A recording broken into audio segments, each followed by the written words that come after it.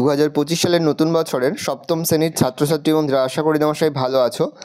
আজ আমরা যে বিষয়টি নিয়ে আলোচনা করব, সপ্তম শ্রেণীর সেকেন্ড সেমিস্টার অর্থাৎ দ্বিতীয় পর্যায়ক্রমিক মূল্যায়নের ইংলিশের কোশ্চেন পেপার নিয়ে। দেখো সরাসরি স্ক্রিনে তোমার সপ্তম শ্রেণীর সেকেন্ড সেমিস্টার অর্থাৎ দ্বিতীয় পর্যায়ক্রমিক মূল্যায়নের ইংলিশের কোশ্চেন পেপারটা দেখতে পাচ্ছ। ফুল মার্কস তোমাদের রয়েছে 50, সময় তোমাদের রয়েছে 1 ঘন্টা 30 মিনিট। দেখো প্রথমেই তোমাদের একটা সিনের প্যাসেজ তুলে হয়েছে, খুব ভালো করে তোমার সিনের প্যাসেজটা পড়ে তারপরেই কিন্তু প্রশ্ন উত্তরগুলো শুরু করবে।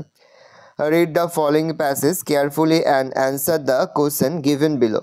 খুব ভালো করে তুমি প্যাসেজটা পড়ে তারপরেই কিন্তু প্রশ্ন উত্তরগুলো শুরু করবে। দেখে নাও, এই দাগে রয়েছে চুজ দ্য কারেক্ট অল্টারনেটিভ বা choose the correct answer from the given alternative. প্রশ্নের মান 1 করে 1 × 2 = 2, যেটা সঠিক হবে সেটা তোমাদের লিখতে হবে।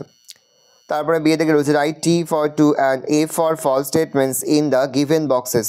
ফলস হলে তোমাদের এফ লিখতে হবে, আর ট্রু হলে তোমাদের টি লিখতে হবে বক্সের মধ্যে। সি থেকে রয়েছে complete the following sentence with information from the passage. দেখে নাও,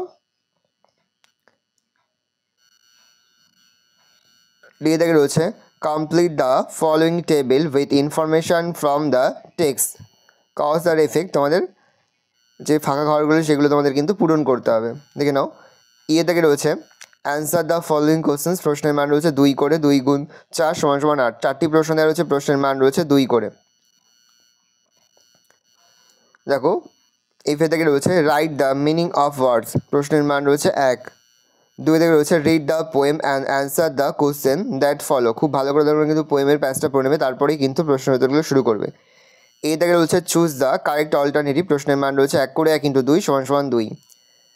তারপরে বিয়ে থেকে রয়েছে অ্যান্সার দ্য ফলোয়িং কোশ্চেন্স। প্রশ্নের মান রয়েছে 1 করে 1 × 2 = 2।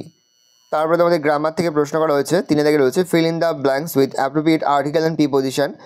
এখানে মোট তোমার 9টি প্রশ্ন দেওয়া রয়েছে, প্রশ্নের মান রয়েছে 1 করে 1 × 9 = 9। ভালো করে দেখে নাও। 4 থেকে রয়েছে fill in the blanks with correct form of verb given in the basket. প্রশ্নের মান রয়েছে 1 করে 1 × 2 = 2। 5 থেকে মোট তোমার 2টি প্রশ্ন দেওয়া রয়েছে, প্রশ্নের মান রয়েছে 1 করে 1 × 2 = 2। 6 থেকে রয়েছে ডু অ্যাজ ডাইরেক্টেড। এখানে মোট তোমাদের 3টি প্রশ্ন দেওয়া রয়েছে, প্রশ্নের মান রয়েছে 1 করে 1 × 3 = 3। দেখে নাও। তারপর রয়েছে রাইটিং স্কিল। রাইটিং স্কিলের মধ্যে তোমাদের রয়েছে প্রথমে একটা প্যারাগ্রাফ রাইটিং, পলিউশন।